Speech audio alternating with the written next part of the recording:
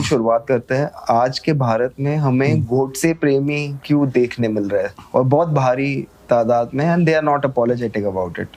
What is it that got us here? मुझे लगता है कि ये एक दिन में नहीं हुआ, एक रात में नहीं हुआ, एक साल में नहीं हुआ। इसके पीछे बहुत लंबी कहानी है, बहुत लंबा इतिहास है कि जिन शक्तियों ने, राजनीतिक शक्तियों ने गोडसे को जन्म दिया, जिन विचारधाराओं ने गोडसे को जन्म दिया, जिसके कि आरएसएस, हिंदू महासभा, जनसंघ, उसके बाद बीजेपी, ये सारे उसी विचारधारा के अंदर पनपे हैं। वो विचारधारा मरी नहीं थी। गांधी जी के हत्या के बाद भी ये जो विचारधारा थी और ये जो लोग थे, ये एक तरह अंडरग्राउंड डोरमेंट हो गए थे काफ़ी सालों के लिए। खासकर नेहरू पीरियड में, जब गांधी जी के असैसिनेशन के बाद बैन लगाया गया आरएसएस पे, और उससे भी ज़्यादा जिस तरह का अभियान चलाया गया हमारे देश में नेहरू जी के नेतृत्व में, सरदार पटेल के नेतृत्व में, कि ये शक्तियाँ जो हैं ये हमारे देश के लिए हानिकारक हैं।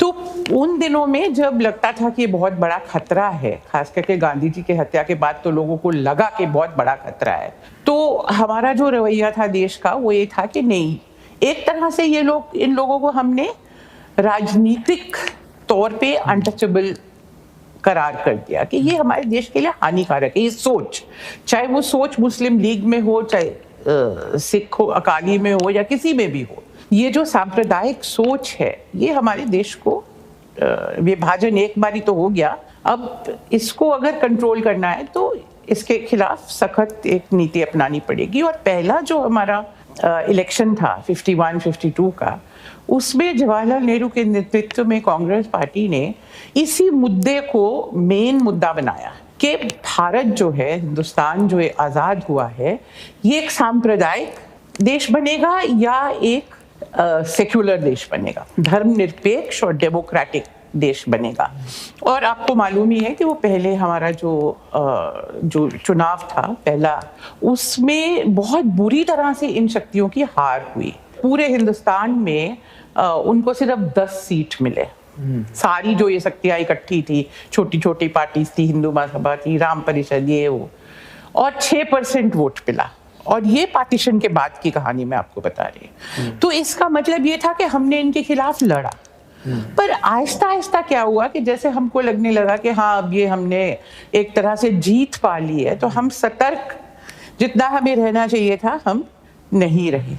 फिर मुझे लगता है कि जब ये इंदिरा गांधी का समय आया, तो वहाँ पे एक जो जेपी मूवमेंट हुआ इमरजेंसी से पहले, जिसके नतीजे से एक तरह से इमरजेंसी भी लगी, उसमें फिर से इन शक्तियों को एक नई जिंदगी मिली, क्योंकि वो जो एंटी इंदिरा गांधी जो मूवमेंट था जेपी के नेतृत्व में, उसका एक बहुत नेगेटिव एस्पेक्ट ये हुआ कि वो आरएसएस के ऊपर उन्होंने रिलाई किया और उन्होंने आरएसएस के काडर का इस्तेमाल किया अपने उनके लिए, और इस कारण वो एक तरह से उनको रिस्पेक्टेबिलिटी भी मिलनी शुरू हो गई। फिर लंबी कहानी चलती रही, फिर राम जन्मभूमि वाला दौर आया, और वहां से तो फिर ये एक तरह से वापस फिर मेन स्ट्रीम पॉलिटिक्स में आप कह सकते हैं कि 90s से ये लोग मेन स्ट्रीम पॉलिटिक्स में फिर से आए। बाबरी मस्जिद का जो डिस्ट्रक्शन हुआ, और मुझे ये लगता है कि जिस तरह से हम लोगों को कॉम्बैट करना चाहिए था हर लेवल पे, शिक्षा के लेवल पे, स्कूल शिक्षा के लेवल पे, आम पॉपुलर जो फॉर्म्स है, थिएटर, आर्ट, फिल्म, हर लेवल पे हमें इन शक्तियों को कॉम्बैट करना जरूरी था। पर हम कहीं पे थोड़े वो हो गए कि ये हमारा ये था कि अब ये पुरानी बात हो गई है, अब हमको इतना कोई डरने की बात नहीं है, कोई एक वो पार्टीशन का उस टाइप का खतरा नहीं है, वो डिवाइसिव इनका इतना नहीं है। पर इनका ये था कि आइडियोलॉजिकली मोटिवेटेड रहे, और खासकर जो कोर है इनका आरएसएस का, पॉलिटिकल पार्टी की शेप तो बदलती रही। पहले हिंदू महासभा थी, गांधी जी के असैसिनेशन के बाद वो डीलेजिटिमाइज हो गई, तो उसको इन्होंने छोड़ दिया और नई पार्टी बनाई जनसंघ। फिर जनसंघ डिसॉल्व हो गई क्योंकि इमरजेंसी के बाद एक प्रेशर था कि आप आरएसएस से अपना नाता तोड़ो, क्योंकि जनता पार्टी में ये लोग शामिल हो गए थे। तो उसके बाद फिर एक नई पार्टी बीजेपी जो है वो बनी। तो ये फॉर्म बदलते रहे जो पॉलिटिकल पार्टी थी, जो ओपन पॉलिटिकल पार्टी थी, पर आरएसएस का जो एक कोर था जो कि आइडियोलॉजिकल, जिसका के पूरा एम्फेसिस रहा, वो तो कांस्टेंट रहा पूरे पीरियड में। तो इसलिए मुझे लगता है कि अब हम इस सिचुएशन में पहुंच गए, 1998 से तो सेंट्रल गवर्नमेंट में पावर में आए। और एक चीज़ जो मैं पॉइंट आउट करना चाहूँगी कि ये फोर्सेस जब पावर में आते हैं, खासकर सेंट्रल लेवल पे जब पावर में आते हैं, तो वो अपने स्टेट पावर का पूरा इस्तेमाल करते हैं अपने विचारधारा को बढ़ाने के लिए। वो सिर्फ पावर में रहने के लिए, पावर के सेक के लिए नहीं। हालांकि मुझे लगता है अब काफी बदलाव आ गया है उस लेवल पे भी, क्योंकि बहुत साल पावर में रहने के बाद सबको पावर अच्छा लगना शुरू हो भी जाता है थोड़ा बहुत। पर फिर भी इनकी एक, मुझे लगता है कि खासियत है जिसको समझना बहुत जरूरी है उन लोगों के लिए जो सोचते हैं कि इनके आइडियाज नेगेटिव हैं, उसके खिलाफ लड़ना चाहते हैं, कि ये अपने जो पावर का इस्तेमाल है बहुत सिस्टमैटिकली ऑर्गेनाइज तरीके से अपनी विचारधारा को आगे ले जाने के लिए करते हैं। जैसे कि हाल ही में आप देख लीजिए कि पिछले कुछ 4-5 साल में कितने ऑर्गेनाइज तरीके से फिल्में आ रही हैं। हाँ, ऐसे तो नहीं आ रही ना। ये तो है नहीं कि पिछले 75 साल से हिंदुस्तान में जो प्राइवेट फिल्म मेकर है उसको कभी ख्याल नहीं आया कि कश्मीर फाइल टाइप का मूवी बनाऊं या केरला स्टोरी का। पर ये क्लियर है कि ये इनकरेज्ड है। मैं नहीं कह रही कि ये टू ऑर्डर बनी है, पर एक इनकरेजमेंट कहीं पे अभी जो सारा कंट्रोवर्सी महाराष्ट्र में ये हुआ, ये फिल्म को लेके, छावा को लेके, अब क्लियर है कि उसको पूरा कैबिनेट इकट्ठा देखने के लिए जाते हैं।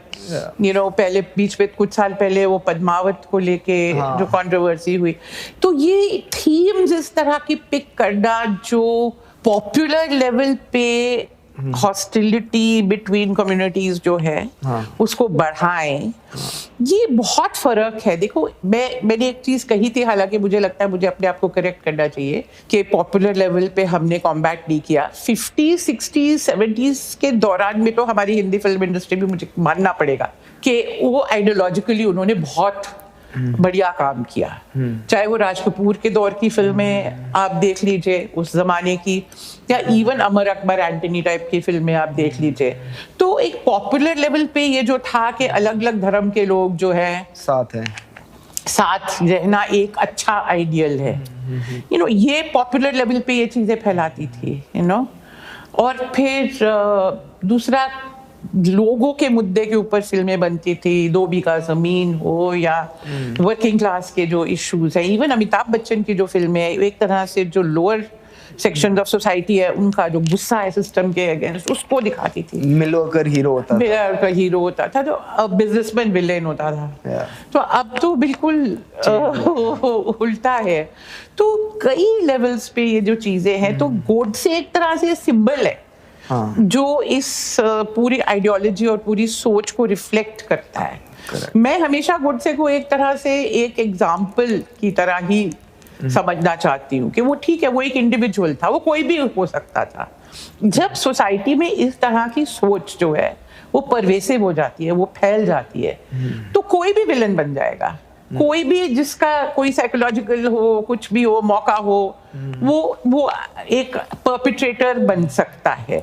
इम्पोर्टेंस उसकी नहीं है, जो एक act, one single act of violence है, वो ही सिर्फ इम्पोर्टेंट नहीं है, उससे ज्यादा इम्पोर्टेंट है पूरी सोसाइटी में जो सोच जो फैलती है। और उस एक्ट के थ्रू भी उसकी इम्पोर्टेंस ये है कि वो सोच फैलती है, क्योंकि कुछ लोग उसको हीरो मानने लगते हैं। करेक्ट, कि उसने सैक्रिफाइस किया, देखिए अपनी जान दे दी। तो ये चीजें मुझे लगता है कि इसको ब्रॉडन करके समझने की बहुत जरूरत है। दुख की बात तो है ही, इसमें तो है ही कि कोई एमपी है जो गोडसे को तारीफ करती है, और वो अभी भी एमपी, अब तो नहीं है, खैर हार गई हैं, पर रही पूरा, पर उनको प्रधानमंत्री ने मन से माफ नहीं किया। हाँ, बिल्कुल बिल्कुल। प्रधानमंत्री बहुत उदार हैं, हम सब शायद इतने उदारता के उस पर नहीं पहुंच सकते, पर ये तो क्लियर है, आफ्टर ऑल हम गांधी जी की बात कर रहे हैं, हम किसी छोटे मोटे लीडर की बात नहीं कर रहे हैं। उस पे आते हैं अब। गांधी जी, मतलब I don't think Gandhi ji से ज्यादा पॉलिटिकली रेलेवेंट इंडिया की हिस्ट्री देख लो तो कोई भी होगा। तो महात्मा गांधी का क्या मतलब, क्या वो चीज़ थी जो महात्मा गांधी को मतलब through 30 years of this politics relevant रखती है? क्या लगता है आपको क्या था वो? एंड ही केप्ट इवॉल्विंग, वो हमेशा बदलते रहे समय के साथ, तो उस पर हम चर्चा कर सकते हैं। देखिए, मैंने बहुत साल गांधी जी के बारे में पढ़ा और पढ़ाया है, तो मुझे लगता है कि सबसे पहले तो मैं जो उनके जो रेलेवेंस वाली बात है और उनकी जो लोकप्रियता का सीक्रेट है बेसिकली, तो वही है। अब सुपरफिशियल लेवल पे आप कह सकते हैं करिश्मा था, वो संत की तरह थे, ये सारी चीज़ें, धार्मिक लैंग्वेज यूज़ करते थे, इसलिए लोग उनको एडमायर करते थे, उनके फॉलोअर बन जाते थे। मुझे लगता है कि ये सब चीज़, देखो करिश्मा एक ऐसा वर्ड है जो अगर हम कहीं भी किसी का करिश्मा, तो हमें एक्सप्लेन करना पड़ेगा ये करिश्मा क्यों है। करिश्मा के भी कारण होते हैं। करिश्मा कोई पैदा नहीं होता, करिश्मा लेके करिश्मा बनता है। तो अगर गांधी जी का करिश्मा बना तो वो क्यों बना?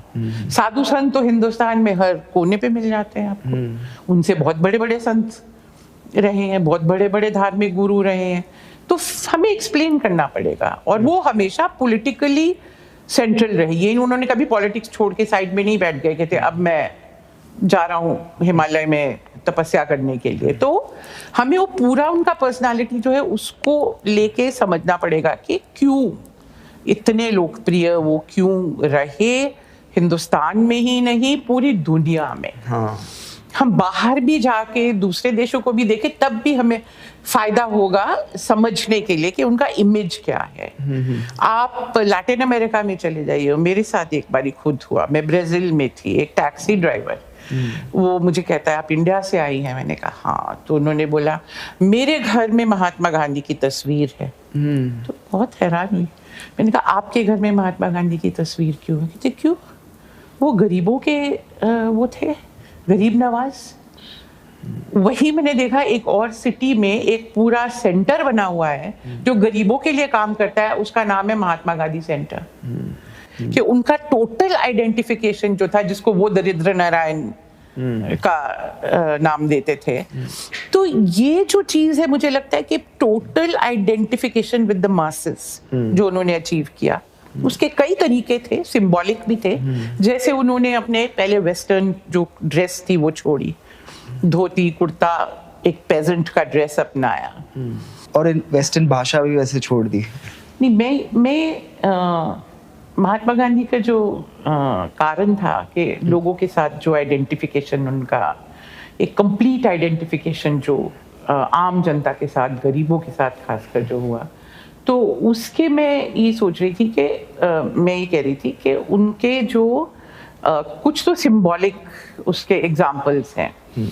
तो जिस तरह से कि पहले वेस्टर्न ड्रेस उन्होंने छोड़ी और किसान का ड्रेस पहनना शुरू किया, धोती कुर्ता। जब वो हिंदुस्तान लौटते हैं तो उनके आप फोटो देखिए जो उनको रिसीव किया जाता है बॉम्बे के डॉक्स पे, तो बिल्कुल इंडियन वो ड्रेस में आते हैं, किसान की ड्रेस, इंडियन भी, नॉट फैंसी इंडियन ड्रेस, अचकन बचकन नहीं, बट देखो। पर फिर उन्होंने जो पहला जो मूवमेंट हुआ, all India movement, non cooperation movement, उसके दौरान उन्होंने ये डिसाइड किया, ये इस वक्त मेरे ख्याल तमिलनाडु में थे वो, जब ये फैसला उन्होंने किया कि लोगों के पास तो इतने कपड़े भी नहीं है पहनने के लिए जितने मैं पहन रहा हूँ, तो सबसे कम कपड़े में मैं कितना मैं रह सकता हूँ। तो फिर वो बेसिकली एक छोटी धोती या लंगोट आप कह सकते हैं, उस पे आ गए। उन्होंने ऊपर का अपना ड्रेस भी छोड़ दिया, लंबी धोती भी छोड़ दी, और जब ठंड होती थी तो एक कंबल या शॉल ओढ़ लेते थे। वही कपड़े पहन के वो 1931 में राउंड टेबल कॉन्फ्रेंस अटेंड करने गए लंदन में as a representative of the Congress. तो वहाँ पे उनको एक रिपोर्टर ने पूछा, और एक दिन उनको जो वहाँ के किंग थे उस वक्त, उनके यहाँ रिसेप्शन में जाना था, तो उन्होंने पूछा कि आप क्या वहाँ यही कपड़े पहन के जाएंगे? तो उन्होंने जवाब दिया कि आप फिक्र मत करिए, जो राजा है वो इतने कपड़े पहने होंगे कि हम दोनों के लिए काफी होंगे। तो मुझे कोई फिक्र करने की जरूरत नहीं कि मैंने कम कपड़े पहने। तो ह्यूमर, सेंस ऑफ ह्यूमर भी बहुत होता। पर उससे भी ज़्यादा ज़रूरी मैं आपको वापस ले जाना चाहूँगी साउथ अफ्रीका, कि ये जो आइडेंटिफिकेशन विद द पुअर है, वहाँ उन्होंने जो मूवमेंट्स चलाई, उनमें उनके मासेस कौन थे, किन लोगों को वो लीड कर रहे थे? जो यहाँ से इंडेंचर्ड लेबर गए हुए थे, जो वहाँ प्लांटेशंस में लेबर काम करता था, बहुत स्लेव्स की तरह उनके कंडीशन होते थे। वहाँ कोल माइंस में काम करते थे जो हिंदुस्तानी, ज़्यादातर तमिलनाडु, यूपी, यहाँ के लोग होते थे। वहाँ शुगर प्लांटेशंस थे, वहाँ यूपी के लोग ज़्यादा थे। ये कोल माइंस थे, वहाँ साउथ इंडिया के लोग ज़्यादा थे। तो बिल्कुल गरीब लोग थे जिनको उन्होंने लीड किया वहाँ पे, उनके राइट्स के लिए, उनकी डिग्निटी के लिए। तो उनका जो इमेज इंडिया में भी बना, जो साउथ अफ्रीका के साथ लिंक था, कि ये मिडिल क्लास पॉलिटिक्स नहीं कर रहे हैं, ये बिजनेसमैन को वहाँ लीड नहीं कर रहे हैं, या एजुकेटेड लोगों को नहीं कर रहे हैं। वहाँ तो एजुकेटेड इंडियन तो थे ही बहुत कम। तो एक ये इमेज। फिर जब हिंदुस्तान वो आए तो सबसे पहला मूवमेंट उनका जो था वो चंपारण में था। अब चंपारण में कौन थे जिनको उन्होंने लीडरशिप दी, जिनके लिए वो लड़े?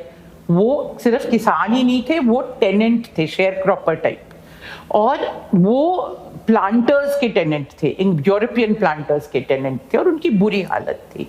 तो वहाँ भी जो ये उस वक्त तक कांग्रेस का जो मूवमेंट था, जो नेशनल मूवमेंट था, वो अभी इन तबकों तक नहीं पहुंचा था।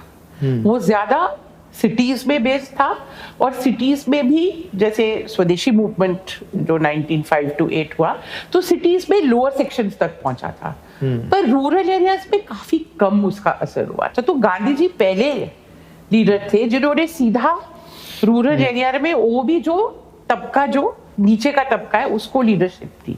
फिर अहमदाबाद में उन्होंने किसानों को लीडरशिप दी 1918 में। फिर 1917 में ही उन्होंने मिल वर्कर्स का मूवमेंट चलाया। ये सब रावलट सत्याग्रह, नॉन कोऑपरेशन के पहले की मैं बातें बता रही हूँ। सो 1915 में वो लौटे, 17, 18, 19 तक उनका जो इमेज था, जो हिंदुस्तानियों के दिमाग में बना, वो ये था, ये ऐसे नए टाइप के लीडर है जो एकदम हमारे समाज के जो नीचे का तबका है, जो गरीब तबका है, उसके इंटरेस्ट के लिए लड़ते हैं। तो इसलिए मैं अपनी बात थोड़ी लंबी तरह से एक्सप्लेन किया, क्योंकि मुझे लगता है कि जो वर्ल्ड वाइड भी अगर हम जाके देखें ना, ये इमेज गांधी जी का यूनिवर्सल है। दूसरी चीज जो है जिसके लिए मुझे लगता है उनका रेलेवेंस और उनका जो खास जो कंट्रीब्यूशन है, वो ये है कि उनकी जो स्ट्रैटेजी थी स्ट्रगल की। हाँ, उसके पहले मुझे ये भी कहना चाहिए कि गांधी जी का जो इमेज है, वो इमेज है as somebody who struggles against injustice of any kind. South Africa में रेशियल डिस्क्रिमिनेशन के खिलाफ वो लड़े, और यहाँ पे नेशनल डिस्क्रिमिनेशन के खिलाफ लड़े, अंग्रेजों के खिलाफ, और यहाँ पे लैंडलॉर्ड्स, कैपिटलिस्ट, हर तरह प्रिंसेस के खिलाफ भी उन्होंने यहाँ पे मोर्चा किया, कास्ट इशू को टेकअप किया। तो ये स्ट्रगल अगेंस्ट इनजस्टिस के वो सिंबल बने, पर उसके अंदर उनका जो तरीका था लड़ने का, वो स्पेसिफिक था कि नॉन वायलेंस के दायरे के अंदर मेरा स्ट्रगल होगा। बहुत सारे उसमें मेथड्स थे, फास्टिंग भी थी, नॉन कोऑपरेशन था, टैक्स नहीं देना, जैसे सिविल डिसोबीडियंस के कई चीजें होती है, प्रोहिबिटेड लिटरेचर को बेचना, उसमें पीसफुल मेथड यूज करने हैं, वायलेंट नहीं करने हैं। क्योंकि उनकी जो सोच थी, हम डिफाई करेंगे, पूरी तरह से लॉ को भी तोड़ेंगे, पर इस तरीके से करेंगे, पीसफुल तरीके से, नॉन वायलेंट तरीकों से, तो पूरी सोसाइटी की जो सिंपैथी है वो हमारी तरफ आएगी। इवन जो हमारे ओपोनेंट है, जो हमारा एनिमी है, जो पुलिसमैन है सड़क पे जिसको हम अपोज कर रहे हैं, जो आर्मी के सोल्जर को ब्रिटिश जो भेजते थे दबाने के लिए, उसको भी लगता था ये अपोज तो कर रहे हैं पर ये पत्थर भी नहीं उठा रहे। 2 लाख लोग बैठे हैं सड़क पे, मैदान में बैठ गए 3-3 दिन से, और इन्होंने जरा भी कोई प्रॉपर्टी नहीं वैंडलाइज की, इन्होंने एक पत्थर नहीं फेंका, इन्होंने एक थप्पड़ नहीं मारा। 2 लाख लोग बैठे हैं, हम तो 500-600 सिपाही हैं या क्या है, कुछ भी हमें कर सकते थे। तो ये जो सिंपैथी क्रिएट करने की और एक मॉरल सुपीरियरिटी बनाने की अपनी मूवमेंट की जो उनकी ये एक खासियत थी, ये भी पूरे दुनिया में फैली। अगर और भी लॉन्ग टर्म में जैसे हम देखें तो मार्टिन लूथर किंग ने इसे किस तरह से अडॉप्ट किया अपनी मूवमेंट में, ब्लैक्स के मूवमेंट में, सिविल राइट्स के लिए उन्होंने लोग यहाँ भेजे, ट्रेन होके गए वो इंडिया से, जिन्होंने जाके सिखाया वहाँ कि एक्चुअली नॉन वायलेंट लड़ाई कैसे लड़ जाती है। फिर पूरा जो आप सोवियत एम्पायर कह सकते हैं, उसके खिलाफ पोलैंड में जो सबसे पहले लड़ाई शुरू हुई लेच वालेंसा की, सॉलिडारिटी मूवमेंट, और वो वर्किंग क्लास के थे, उन्होंने गांधी जी के मेथड्स को अपनाया कि हम लड़ेंगे, ये कितना ऑप्रेसिव सिस्टम है पर हम नॉन वायलेंटली लड़ेंगे। कोई सोच भी नहीं सकता था कि इतने ऑप्रेसिव ढांचे के खिलाफ आप नॉन वायलेंट लड़ाई लड़ सकते हैं, उन्होंने करके दिखाया। इसी तरह से बहुत सारे फिर मूवमेंट्स हमें दिखाई देते हैं जो पोस्ट इस पीरियड के, पूरा सोवियत ढांचा नॉन वायलेंट मूवमेंट से ही गिरा। ये कहीं पे ये लिंकेजेस जो हैं, रेलेवेंस की आपने बात करी तो मैं थोड़ा बाहर भी ले गई आपको। एक मेरा इसमें सवाल है, क्या महात्मा गांधी कभी बताते हैं अपने लेख में कि वो नॉन वायलेंस की प्रेरणा उन्हें कहाँ से मिली और वो क्यों नॉन वायलेंस पे उनका हमेशा इतना बड़ा फोकस क्यों रहा है? जरूर बताते हैं। हाँ। उनको एक तो वो जैन ट्रेडिशन की जरूर बात करते हैं। हाँ। वो खुद जैनी नहीं थे पर गुजरात में पले बड़े थे, और आपको मालूम है गुजरात में जैन ट्रेडिशन बहुत स्ट्रांग है। और खासकर जिस कम्युनिटी के वो थे, बनिया कम्युनिटी, उस पर बहुत बड़ा सेक्शन जो बनिया कम्युनिटी का था वो जैन होते थे। तो उनके बचपन में उनका एक्सपोजर था ये जैन ट्रेडिशन को, तो जरूर नॉन वायलेंस का के ऊपर जो बहुत एम्फेसिस होता है जैन ट्रेडिशन में, वो भी वहाँ से आया। फिर उसके बाद तो कई सारे फिलोसोफर्स जो दुनिया भर में टॉल्स्टॉय को के साथ इंटरैक्ट करते थे, फिर एक थोरो थे उसके साथ, कई सारे लोगों से उनको इंस्पिरेशन मिला। पर मुझे लगता है कि वो सारा कुछ उनके दिमाग में एक तरीके से साउथ अफ्रीका में, अगर आप ये समझने के लिए हमें साउथ अफ्रीका जाना पड़ेगा क्योंकि ये सारे एक्सपेरिमेंट्स उन्होंने वहां किए थे। जब तक वो इंडिया आते, एक तो हमें याद रखना पड़ेगा कि उनकी उम्र क्या थी जब वो इंडिया वापस आए हैं। 1915 में वो आए हैं, तो 46 साल की उनकी उम्र थी, बच्चे तो थे नहीं, जवान भी नहीं थे उस जमाने में, तो मिडिल एज तो माने ही जाते थे। पहली मूवमेंट जब उन्होंने ऑल इंडिया चलाई 1919 में, रावलट सत्याग्रह, ऑलरेडी 50 साल के हो चुके थे। तो एक्सपेरिमेंट्स और जो आइडियाज का फॉर्मेशन था उनका साउथ अफ्रीका में हुआ, और वहां पे ये पूरे एक्सपेरिमेंट उन्होंने किए कि नॉन वायलेंट तरीके से एक इतने ऑप्रेसिव स्ट्रक्चर जो था वहां का, तो बहुत ऑप्रेसिव स्ट्रक्चर था, आप सोच ही सकते हैं, रेशियल डिस्क्रिमिनेशन, और इंडियंस के तो कुछ राइट्स ही नहीं थे, अफ्रीकन के तो कुछ राइट्स ही नहीं थे। जो वाइट पॉपुलेशन थी, अपार्थाइड तो बाद में स्ट्रक्चर हुआ, पर उस वक्त में टोटली अनडेमोक्रेटिक और बहुत ऑप्रेसिव। आपको एक कार्ड कैरी करना पड़ता था अपनी आइडेंटिटी के लिए, जिसमें आपको टैक्स देना पड़ता था, एज अ पॉल टैक्स बोलते थे, just for being there you had to pay a heavy tax. बहुत सारे रिस्ट्रिक्शंस थे हिंदुस्तानियों के ऊपर, और जो लेबर थी उसकी तो हालत हर तरीके से बहुत बदतर थी। तो उस सिचुएशन में उन्होंने करके दिखाया कि किस तरह से गरीब लोगों को आप लीडरशिप दे के और नॉन वायलेंट तरीके इस्तेमाल करके जीत सकते हैं। पर नॉन वायलेंस पे उनका कमिटमेंट ऐसा था कि उन्होंने काफी बार अगर एक छोटा एक्ट ऑफ वायलेंस भी हुआ तो वो पूरी मूवमेंट पीछे खींच लेते थे। आप जिसकी जिक्र कर रहे हैं वो चौरी चौरा का इंसिडेंट था 1922 में जब हुआ, तो तब नॉन कोऑपरेशन मूवमेंट ऑलरेडी जो है 1.5 साल से ज़्यादा चल चुका था, क्योंकि अगस्त 1920 में शुरू हुआ था नॉन असहयोग आंदोलन जिसे हम कहते हैं, और ये फिर फरवरी 1922 में ये चौरी चौरा में इंसिडेंट हुआ। छोटा मोटा इंसिडेंट नहीं था, ये भी बहुत ज़रूरी है। वहाँ पे तकरीबन कोई 25-30 पुलिसमैन मारे गए थे। वो वहाँ क्राउड था जो उनके ऊपर उनके रीज़न थे, वो गुस्से में आए और उन्होंने पुलिस उसको आग लगा दी थी, और उसके अंदर 25-30 पुलिसमैन मर गए थे। अब गांधी जी सधे हुए लीडर थे, उनको पता था कि अंग्रेजी हुकूमत इतनी पावरफुल हुकूमत जो है, तो वो उनके 25-30 पुलिसमैन आप जला दें और वो उसको रिएक्ट नहीं करेगी, ये नहीं होगा। उसका रिएक्शन तो स्ट्रॉन्ग होगा ही, और उस इंसिडेंट को वो इस्तेमाल करके पूरी जो मूवमेंट है उसको बंद कर देते हैं, बंद कर देंगे, जैसे हर हुकूमत करती है। कोई एक इंसिडेंट कहीं पे हुआ, उसको फिर कहे कि ऐसा तो पूरा लॉ एंड ऑर्डर खराब हो जाएगा, तो कैसे नहीं हम वो करें। तो और वो तो बहुत बड़ी हुकूमत थी, और ये पहला मास मूवमेंट था। इतना ताकतवर मूवमेंट तो नहीं था कि वो अगर कुछ भी करते तो भी मूवमेंट चलता रहता, ऐसा तो नहीं था। मास मूवमेंट्स कभी भी बहुत लंबे समय के लिए नहीं चलते हैं, वो उनमें अप्स एंड डाउन्स और वो सब वैसे ही होते हैं। तो कई उसके कॉम्प्लेक्सिटीज हैं उनके जो समझ के। मेरी अपनी समझ है कि वो जो सिर्फ वायलेंस का इशू नहीं था, वायलेंस का इशू था, पर वायलेंस के इशू की सिग्निफिकेंस ये थी कि उसको इस्तेमाल करके बहुत जोरों से सप्रेशन होना था मूवमेंट का। तो एज अ वाइज लीडर जो सामने देख सकते थे कि आगे क्या होने वाला है, उन्होंने अपनी मूवमेंट को खुद विड्रॉ कर दिया। एक आप स्ट्रेटेजिकली सोचिए, एक जनरल जब है, अगर वो वायलेंट लड़ाई भी लड़ रहा है, अगर एक पॉइंट पे उसको लगता है कि अब मेरा मैसेकर होने वाला है, मेरे में इतनी स्ट्रेंथ नहीं है, इनके पास कुछ फोर्स ज्यादा आ गया है, तो स्ट्रेटेजिकली वो विड्रॉ भी करता है दोबारा लड़ने के लिए। तो गांधी जी ने हार तो नहीं मान ली थी ना, स्ट्रेटेजिकली विड्रॉ किया उन्होंने। फिर कुछ साल बाद और बड़ी मूवमेंट खड़ी करी, दांडी मार्च से जो शुरू हुई सिविल डिसोबीडियंस मूवमेंट। तो ये जो पूरा पैटर्न है हमारे फ्रीडम स्ट्रगल का, non cooperation, civil disobedience, quit India movement, आप देखेंगे तकरीबन हर 10 साल के बाद एक जन आंदोलन जो है होता है। और 3 बड़े जन आंदोलन हुए इन 30, आप अगर लगाएं 1920 से लेके 42 तक।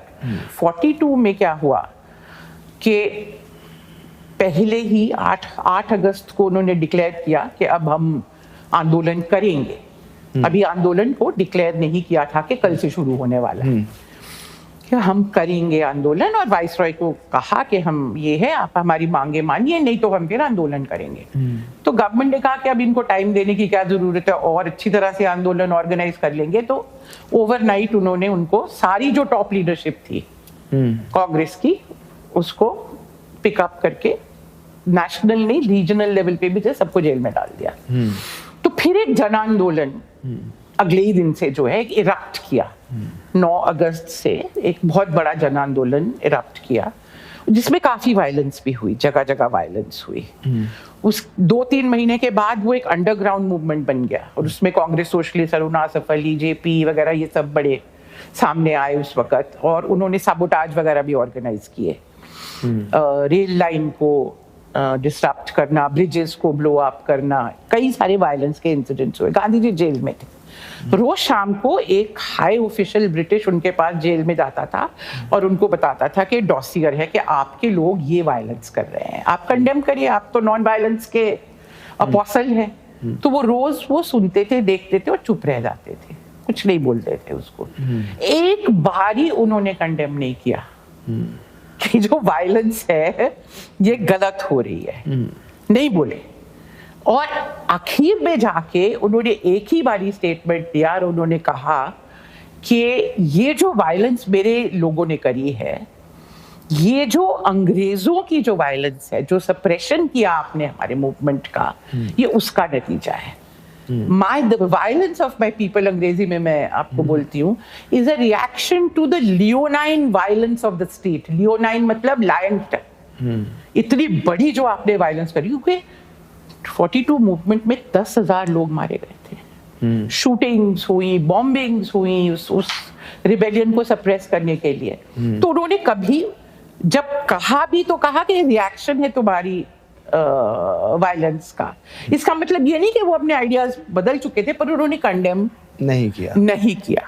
सो ये भी इंटरेस्टिंग है। और जब उनको डायरेक्ट सवाल जैसे कई बार पूछे जाते थे कि what will you choose between violence and non violence, if violence is the only way to resist और व्हाटएवर इट इज, तो कई बार उन्होंने कहा for me primary is resistance, not to accept injustice. If you can't do it in a non-violent way, do it in a violent way. But I don't advocate. और certainly India के लिए हमारे circumstances में his understanding was non-violent method is the best method for fighting the British.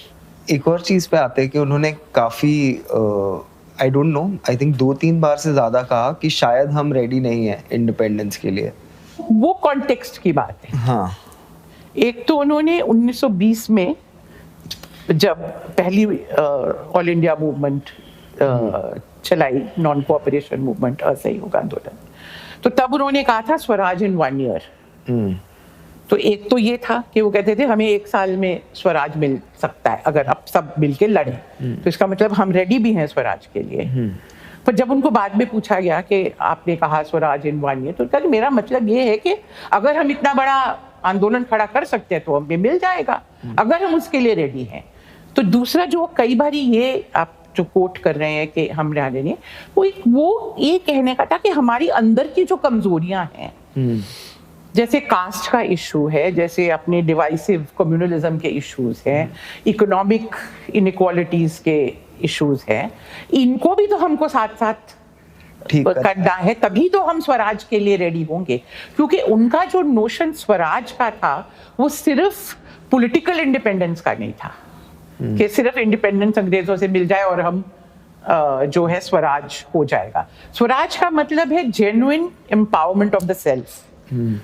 तो masses का जो एक empowerment जरूरी है, उनकी कैपेसिटी आपने बिल्ड अप करनी है कि वो रेजिस्ट कर सके ऑपरेशन को, वो चेंज ला सके। तो पूरा कंसेप्शन जो है ये मैं थोड़ा कॉन्टेक्स्ट में ये ले आती हूँ इसके कि उनका जो राम राज्य का कंसेप्शन था, उसको भी हम थोड़ा अगर समझने की कोशिश करें तो ये चीज क्लियर हो जाती है कि उनका पूरा कंसेप्शन क्या था। उनको क्रिटिसाइज किया जाता था उस वक्त, खासकर कम्युनलिस्ट जो थे, मुस्लिम कम्युनलिस्ट और कई और लोग भी, सेकुलर लोग भी कहते थे कि गांधी जी आप ये इस तरह की भाषा क्यों इस्तेमाल करते हैं, राम राज्य लोगों के सामने के मेरा आइडियल है राम राज्य। इससे तो ऐसा लगता है कि आप किसी तरह का हिंदू राज चाहते हो। तो उन्होंने हजारों बार इस चीज को क्लैरिफाई किया और मेरा ये मानना है कि हमारी आम जनता और मेजॉरिटी लोग जो साफ साफ समझते थे गांधी जी क्या कह रहे हैं, तो उन्होंने ये कहा कि मैं राम राज का टर्म इसलिए इस्तेमाल करता हूँ क्योंकि मैं आम लोगों तक पहुंचना चाहता हूँ। और राम राज का मतलब पॉपुलर कॉन्शियसनेस में जो है, जो हमारी ट्रेडिशन से आया है, वो एक है कि एक जस्ट गवर्नमेंट जहां सबको न्याय मिले, गरीब से गरीब, अमीर से अमीर को न्याय मिले, ऐसा राज्य जहां सबको न्याय मिले और सबको जो है पार्टिसिपेशन मिले। तो उन्होंने बहुत बारी इसको एक्सप्लेन किया और कई बारी मैं एक सेंटेंस आपको उनका पढ़ के सुनाना चाहती हूँ, खासकर क्योंकि मुझे लगता है कि अभी हाल ही में राम मंदिर वगैरह बना और ये सारी रामराज की बात फिर से आई, तो कई बार कुछ लोगों को ऐसे लगने लग जाता है जैसे कि गांधी जी के आइडियल को हम वो कर रहे हैं। गांधी जी मंदिर वगैरह बनाने में कभी कोई इंटरेस्ट नहीं थे, वो कभी मंदिर जाते ही नहीं थे और धर्म उनके लिए एक बहुत पर्सनल इशू था, वो कोई वर्शिप नहीं करते थे। उनके लिए धर्म का मतलब था सेवा और गरीबों की सेवा, जैसे दरिद्र नारायण, इसीलिए कॉन्सेप्ट को लाए थे। पर जब उन पे ये क्रिटिसिज्म होती थी तो उन्होंने बहुत क्लियरली जवाब दिया कि let no one commit the mistake of thinking that Ram Rajya means the rule of the Hindus. ये बहुत जरूरी है आज के संदर्भ में हमें एक्सप्लेन करने के लिए। My Ram is another name for खुदा और गॉड। मुस्लिम उसको खुदा कह सकते हैं, क्रिश्चियन उसको गॉड कहते हैं, अलग अलग धर्म में उसके अलग अलग नाम है। तो मैं एक राम का मतलब हिंदू गॉड से नहीं कह रहा हूं। आई वॉन्ट खुदाई राज which is the same thing as the kingdom of God on earth. तो हर एक धर्म में एक कॉन्सेप्ट होता है जो इस कॉन्सेप्ट में आता है एज एन आइडियल रूल। तो मेरा मतलब वही है। फिर उन्होंने कहा कि मेरा राम राज्य जो है उसको मैं ऐसे डिफाइन करता हूं, a perfect democracy in which inequality is based on possession and non-possession, that is wealth or property, color, race, creed or sex vanish. तो ये मेरा राम राज्य है। तो ये एक सिर्फ एक डेमोक्रेटिक नहीं, एक democratic plus just plus secular plus non sexist, कितनी चीजें उन्होंने इसमें एक्सप्लेन कर दी। Land and state belong to the people in my Ram Raj. Socialist concept भी इसमें आ गया। Land and state belong to the people, not to any private party. Justice is prompt, perfect and cheap, and therefore there is freedom of worship, speech, and the press. So civil liberties, democracy, secularism, ये उनकी अपनी भाषा है जो मैं पढ़ के आपको सुना रही हूँ, जब वो एक्सप्लेन कर रहे हैं कि मेरा राम राज्य से क्या मतलब है। और ये बार बार वो कहते हैं कि मैं इसलिए ये कॉन्सेप्ट एक्सप्लेन यूज करता हूँ क्योंकि मेरा एक ही उद्देश्य है कि, और ये जो आपने मेरे को शुरू में सवाल पूछा था उससे भी रेलेवेंट है ये, कि उनका एक ही उद्देश्य था, मुझे लोगों तक पहुंचना है, मेरी भाषा वो होनी चाहिए, मेरे कपड़े मेरे को वो पहनने चाहिए, मेरा सारा कुछ जिंदगी ऐसी होनी चाहिए कि मेरे जो भी मैं चाहता हूँ लोग उसको सीरियसली लें और मेरी कम्युनिकेशन होना चाहिए। एक बार एक जगह पे लुई फिशर जो है, जो उनके एक सबसे पहले बायोग्राफर थे, बहुत जर्नलिस्ट थे, बहुत बड़े, बहुत ब्रिलियंट किताब उन्होंने गांधी जी पे लिखी। तो उन्होंने ये कहा था कि मैंने समझने की कोशिश की कि गांधी जी फास्ट क्यों करते। तो उन्होंने जो एक एक्सप्लेनेशन दिया उसका, उन्होंने बोला कि देखो, this is a country in which there are millions of people with whom he has to communicate, जो उनके masses है। There's no radio, there's no press reaching them, there are no ways of, how does he communicate? Fast is one way in which he communicates with the masses. वो जब fast पे जाते हैं तो उसकी खबर जो है वो कानू कानू जो है पूरे देश में फैल जाती है कि गांधी जी की जिंदगी का सवाल है, क्यों, क्या कर रहे, क्या कह रहे हैं। वो हिंदू मुस्लिम यूनिटी के लिए उन्होंने फास्ट किए, खासकर आखिर में उनके डेथ के 13 दिन पहले तक भी वो फास्ट पे थे फॉर हिंदू मुस्लिम यूनिटी। तो ये क्या है, ये इस तरह से वो लोगों को कम्युनिकेट करते हैं कि मैं इसको इतना सीरियसली ले रहा हूँ इस इशू को, तो आप भी सीरियसली लीजिए कि मैं अपनी जान भी जोखिम में लगाने को तैयार हूँ। तो बड़े इंटरेस्टिंग कॉन्सेप्ट है कि उनके जो कम्युनिकेशन स्ट्रैटेजीज थे, कि सभी कुछ जो उनके जो टेक्निक थे वो उसमें हम देखें तो वो communication, because he wanted to reach the last man, that was his passion, the last man. Antyodaya का जो उनका कॉन्सेप्ट था, सिर्फ सर्वोदय नहीं, अंत्योदय, द लास्ट मैन। हम महात्मा गांधी जब ब्रिटिशर्स से भी लड़ रहे थे, वो हमेशा कॉन्शियस थे इस बात को लेकर कि देश के अंदर सिर्फ ब्रिटिशर्स हमारी तकलीफ नहीं है, और कौन सी चीज़ों पे वो बहुत ही फर्म थे या कौन सी चीज़ें उनको नॉन नेगोशिएबल लगती थी, वो कैसे उन मूवमेंट्स के लिए लड़ते थे जो काफ़ी, जिनके पास कल्चरल कैपिटल है, जिनके पास पैसा है, मतलब जहाँ पे भी ऑपरेशन दिखता है Gandhi is with the oppressed, तो वो कैसे मैनेज करते थे, बिकॉज पैसा या रिसोर्स या जो भी एक चीज़ है मूवमेंट को वो चाहिए ही होती। तो how did he manage to balance this? तो उसमें एक चीज जो मुझे लगता है कि गांधीयन जो पॉलिटिक्स था, गांधीयन जो स्ट्रेटेजी थी, उसमें जो ये था कि कोई भी मेरा एनिमी नहीं है, ये बहुत जरूरी है। अंग्रेज भी मेरा एनिमी नहीं है। ये जो इंपीरियलिस्ट ढांचा है, हम इसके खिलाफ लड़ रहे हैं, ये स्ट्रक्चर है ऑपरेशन का। हम अंग्रेज के खिलाफ नहीं लड़ रहे, हम गोरे आदमी के खिलाफ नहीं लड़ रहे, हम क्रिश्चियन के खिलाफ नहीं लड़ रहे, हम लड़ रहे हैं एक पूरा जो स्ट्रक्चर कॉलोनियलिज्म का है, जो हमें ऑप्रेस करता है, हमें गरीब बनाता है, पर किसी भी इंडिविजुअल के खिलाफ हम नहीं है। तो जब तो इसमें जो आपने कहा कि रिसोर्सेज चाहिए होते, आप देखिए, मैं एक कॉन्क्रीट एग्जांपल आपको देती हूँ कि 1917 में जो उन्होंने अहमदाबाद में वर्कर्स का मूवमेंट, उसकी लीडरशिप करी, तो वो साराभाई फैमिली जो थी, जो उनके बहुत बड़े सपोर्टर थे और कई क्राइसिस में उनका आश्रम बचाने के लिए पैसे भी दे जाते थे, उसमें वो भी थे दूसरी साइड में, क्योंकि वर्कर्स के वेजेस के लिए स्ट्राइक थी। साबरमती के बेड पे रोज शाम को वर्कर्स के साथ मीटिंग होती थी। कौन आया उनके साथ लड़ने के लिए? अम्बालाल साराभाई की बहन अनुसुईया साराभाई। वो एक तरह से डिफेक्ट कर गई और वो वर्कर्स की लीडर बन के सामने आई। पर अम्बालाल साराभाई उसके बाद भी उनके दोस्त रहे, क्योंकि कभी उन्होंने उसको पर्सनलाइज नहीं किया कि ये इविल है, ये खराब है, ये दुष्ट है। ये सिस्टम के खिलाफ हम लड़ रहे हैं। ये कैपिटलिज्म एक सिस्टम है, एक स्ट्रक्चर है, हमें वेजेस ज्यादा चाहिए। हम एक इंडिविजुअल जो बिजनेसमैन है या इंडिविजुअल जो कैपिटलिस्ट है उसके खिलाफ नहीं लड़ रहे हैं। तो ये बड़ी इंटरेस्टिंग चीज है कि साराभाई फैमिली के साथ उनके रिलेशन एक तरह से बहुत अच्छे रहे, और साराभाई फैमिली के कितने, स्पेशली विमेन, अगले जनरेशन में मृदुला साराभाई जो थी वो गांधी जी की को वर्कर बनी, और 1930-32 का जो मूवमेंट था उसमें वो बढ़ के सामने आई। उनको गांधी जी ने कहा कि I have brought the women out of the kitchen on to the streets. ये अब आप महिलाओं का काम है कि उनको वापस नहीं जाने देना। 1947 में जब सारा ये 47 में पार्टीशन हुआ और बहुत सारे औरतें वगैरह जो थी जो एब्डक्टेड वगैरह होती थी, तो अब्दुल्ला साराभाई ने लीड किया पूरा रिकवरी ऑफ वुमेन का काम। कहाँ जाती थी पाकिस्तान में महिलाओं को ढूंढने के लिए। तो ये मैंने कॉन्क्रीट एग्जांपल से आपको बताया कि किस तरह से ये जो अंग्रेजों के साथ कितने अच्छे रिश्ते थे उनके। C.F. एंड्रूज उनके क्लोजेस्ट फ्रेंड थे, वो अंग्रेज थे, क्रिश्चियन थे, लाइफ लॉन्ग उनको सपोर्ट किया उन्होंने।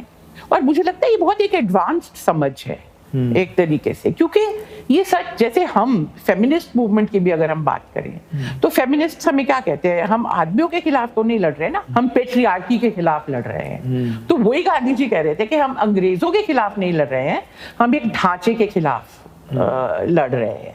तो एक तो ये था। दूसरा जो था, उनकी एक समझ थी कि सोशल चेंज, इकोनॉमिक चेंज, जो भी स्ट्रगल्स जरूरी है सोसाइटी में, वर्कर्स की बेटर लाइफ के लिए, पेजेंट्स की जमींदारों के खिलाफ, विमेन की बाहर आके आने की, काम करने की आज़ादी, मूवमेंट में आने, ये सारी जो चीज़ें हैं, इसमें जो है हमें एम्फसिस जो है वो building up the power of the oppressed पे है। उनका अपना स्ट्रेंथ बनना चाहिए। अगर किसी भी क्लास या सेक्शन में अपनी स्ट्रेंथ बन जाती है तो वे फिर उसको रेजिस्ट कर सकते हैं। पर साथ ही में आइडियोलॉजिकल लेवल पे जो स्ट्रगल है वो आपके ओपोनेंट को वीक करे, उसका भी एक स्ट्रैटेजी होना चाहिए। तो साइमल्टेनियसली वो किस तरह से करोड करते थे the moral legitimacy of imperialism in Britain. जब वो 31 में राउंड टेबल कॉन्फ्रेंस के लिए गए हैं, 4-5 महीने रहे हैं, तो बहुत लंबा कॉन्फ्रेंस चला था वो। तो कहाँ जाते हैं वो? ब्रिटेन में वर्किंग क्लास एरियाज में जाके लोगों से मिलते हैं, वहाँ लेक्चर देते हैं। वो वर्किंग क्लास एरियाज जो इंडिया में तब टेक्सटाइल बॉयकॉट चल रहा था बहुत जोरों का, उनकी अनएम्प्लॉयमेंट हो गई थी वहाँ पे। हाँ। उनके वर्कर्स उनको जाके समझाते हैं कि ये हमें क्यों करना पड़ा। ये जो कैपेसिटी थी ना to reach out, Christian groups में जाके बातें करते हैं। अजीबोगरीब उनका एक, मैं कह सकती हूँ, पॉलिटिक्स का जो अंडरस्टैंडिंग थी कि मैं दोनों साइड से बात कर सकता हूँ, पर इससे मेरा जो कमिटमेंट है टू द अंडरडॉग वो कम नहीं हो जाता। ये हमेशा एक जो फियर होता है ना कि लोग सोचेंगे मैं कॉम्प्रोमाइज हो गया। उनको अपने में इतना कॉन्फिडेंस था और लोगों में इतना कॉन्फिडेंस था कि मेरे मासेस ये नहीं सोचेंगे कि मैं बिक गया हूँ।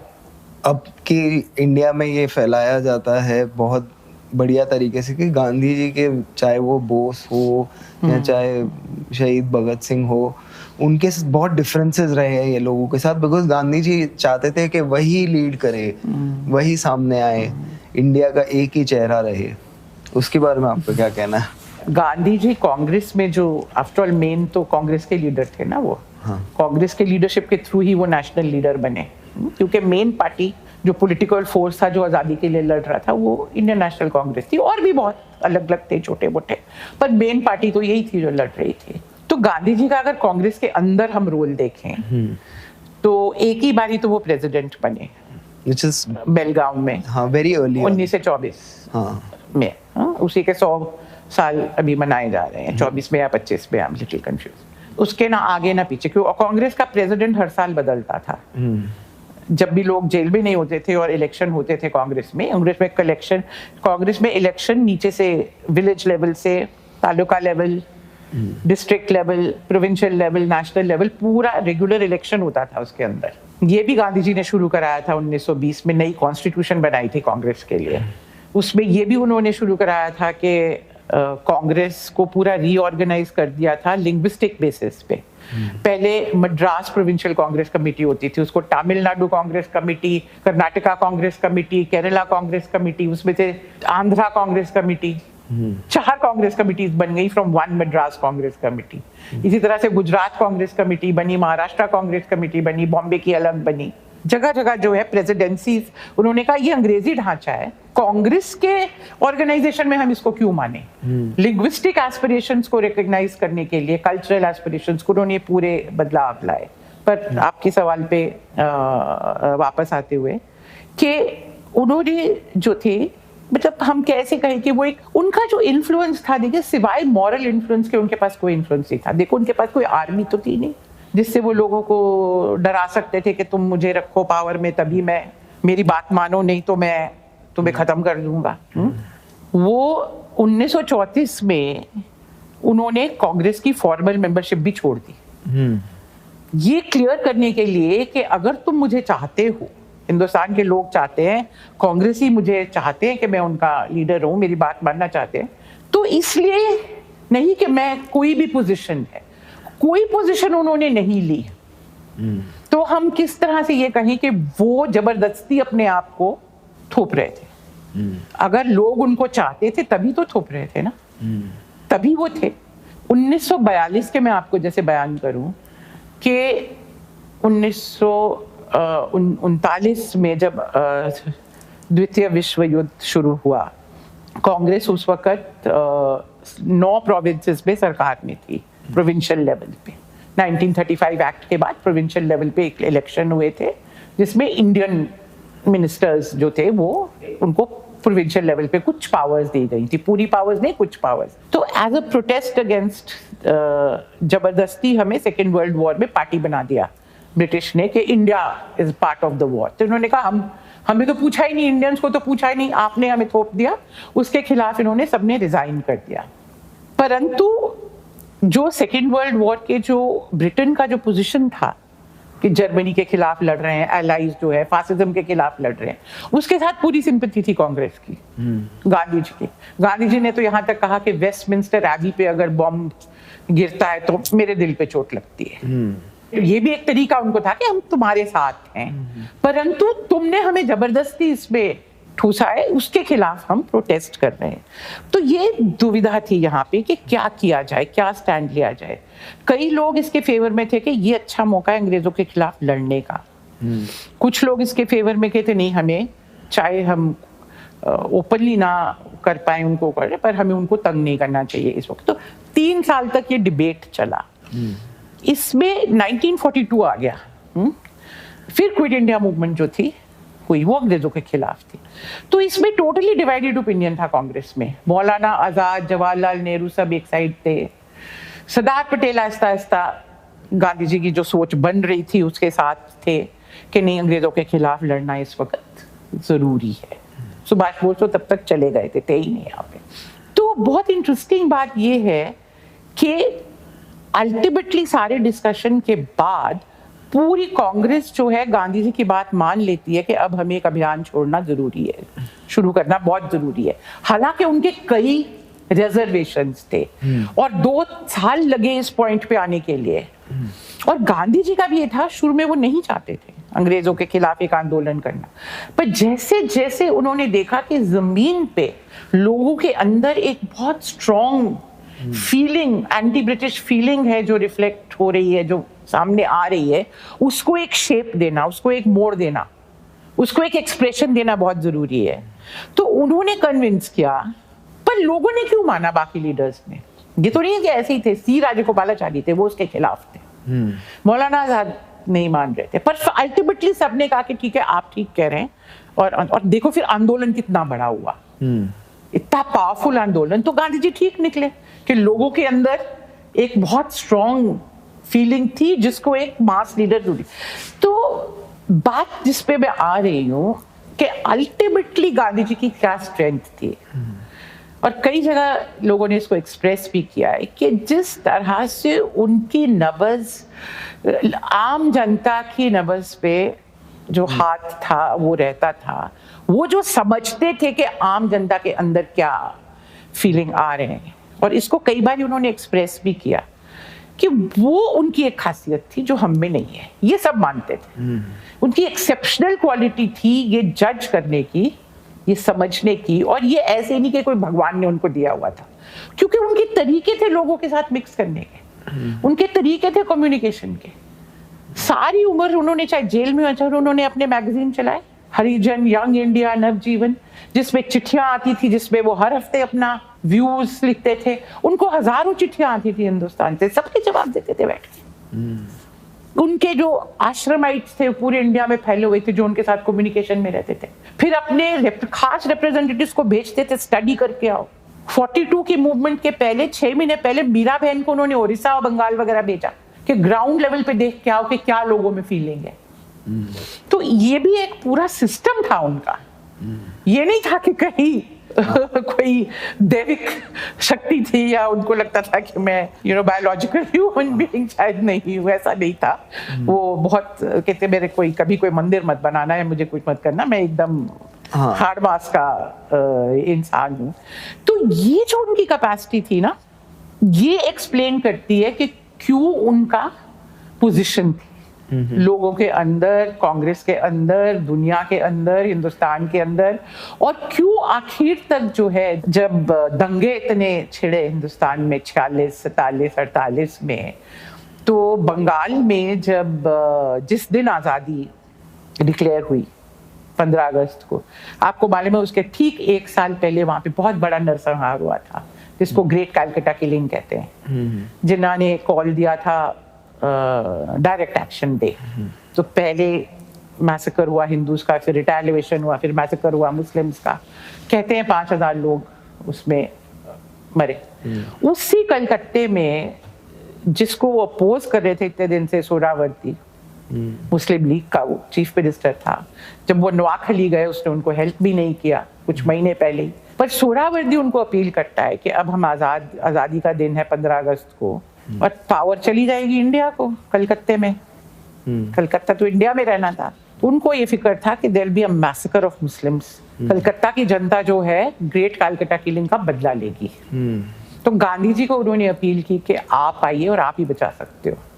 तो तब गांधी जी ने कहा कि ठीक है आता हूँ, एक शर्त पे, तुम और मैं एक ही रूफ के, एक ही छत के नीचे सोएंगे और पब्लिकली पैदल चलेंगे कलकत्ते में। ठीक है। तो एक बिल्कुल क्राउडेड एरिया में एक मकान था, वहां पे वो सोहरावर्दी उनके साथ रहे और हाथ में हाथ पकड़ के उन्होंने कलकत्ते के स्ट्रीट्स में वो चले और कहा कि कुछ नहीं होना चाहिए। और ये खासियत है कि एक भी हिंसा का इंसिडेंट जो है 15 अगस्त 1947 को नहीं हुआ। ये जब वेस्ट पंजाब में उन्हीं दिनों हजारों मतलब कत्लेआम चल रहे थे। और इसी वक्त फिर माउंटबैटन ने जो बहुत फेमस स्टेटमेंट किया, उन्होंने गांधी जी को लिखा और कहा you are a one man boundary force. जो हमारी पूरी आर्मीज मिलके हम वेस्टर्न बॉर्डर पे नहीं प्रिवेंट कर पाए, आपने अकेले, आपकी प्रेजेंस ने कलकत्ते में कर दिया तो ये एक जो कैपेसिटी थी, ये मॉरल स्ट्रेंथ कहाँ से आई? ये मॉरल स्ट्रेंथ एक दिन में नहीं बनी। कलकत्ते के लोग क्यों उनकी बात माने, वो समझने के लिए हमें उनका क्या मॉरल स्टैचर बन गया था तब तक, वो समझने के लिए हमें 3 महीने पहले नोआखली जाना पड़ेगा। हम दोनों को कनेक्ट करेंगे ना। नवंबर से लेके मार्च तक गांधी जी नोआखली के गांव के सड़कों में घूमे हैं, झुग्गियों में रहे हैं, इतने हॉस्टाइल एरिया में जहां कुछ दिन पहले हिंदुओं का मैसेकर हुआ है, वहां वो अकेले अपने 5-6 मोस्टली हिंदू कॉमरेड्स के साथ पैदल चल के जा रहे हैं। एक इंसिडेंट हुआ कि उनका एक जगह से अगली जगह जा रहे थे, उनका कुछ एक पर्सनल कुछ ऑब्जेक्ट, कुछ झावा जिससे शायद पैर साफ करते थे या कोई ऐसी चीज थी, वो रह गया पीछे। तो आगे जाके पता चला कि वो तो उस पे रह गया। तो उनके जो साथ मनु और आभा होती थी, यंग लड़कियां थी, उनमें से एक उनको कहा तुम जाओ लेके आओ। अकेली लड़की उस सिचुएशन में, पर वो हिम्मत, उनकी भी हिम्मत, लड़की की भी हिम्मत भी गांधी जी की टीम की है। कुछ नहीं होगा, कुछ नहीं हुआ। इसको देखिए, समझना इतना आसान नहीं है, उनकी पूरी जिंदगी समझनी पड़ती है। नोआखली समझने के लिए भी और पीछे जाना पड़ेगा। कैसे, आफ्टर ऑल सैक्रिफाइस कब थे क्या हिंदुस्तान में ही? हम उनका अगर देखें कि 1915 से लेके 48 तक की सारी कहानी है, 30 और 3 33 साल। उसमें से कितने साल वो जेल में रहे? ना नॉन कोऑपरेशन के मूवमेंट में भी 22 में उनको जेल में डाला, फिर अपेंडिसाइटिस का ऑपरेशन होना था इसलिए 24 में उनको छोड़ दिया, हालांकि 6 साल की जेल हुई थी तब। हाँ 1930 में दांडी मार्च पे फिर डाल दिए, 1932 जनवरी में पूरा साल तकरीबन रहे, फिर 1932 में फिर उनको जेल तकरीबन 1 साल और रहे, फिर 42 में तो ये कम से कम 2 साल जेल में रहे, फिर तबीयत खराब होगी तो 44 में फिर छोड़ा, 8-9 साल और वहां भी रहे थे। 9 साल से ज्यादा तो जवाहरलाल नेहरू जेल में रहे। तो ये सैक्रिफाइसेस भी ये कम नहीं थी। एक और चीज हम डिस्कस करते हैं कि जैसे महात्मा गांधी 1915 इंडिया आए और 1948 उन्हें गोली लगी और मरे वो अटैक में।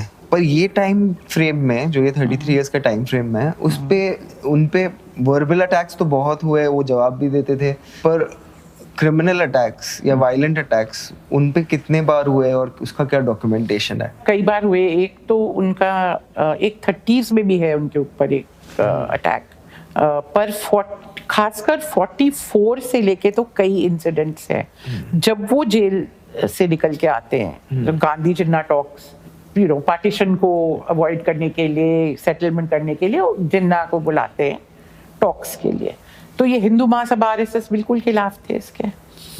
और ये जो बाद में गोडसे के साथ जिनको फांसी भी लगी, आप्टे वगैरह, नारायण आप्टे, इनके नेतृत्व में ग्रुप ने जाके उनको वहां पे अटैक किया और कि जिन्ना के साथ वो मत करो, प्रोटेस्ट, डेमोन्स्ट्रेशन, कई कुछ फिजिकल, एक के बाद छुरी भी मिली।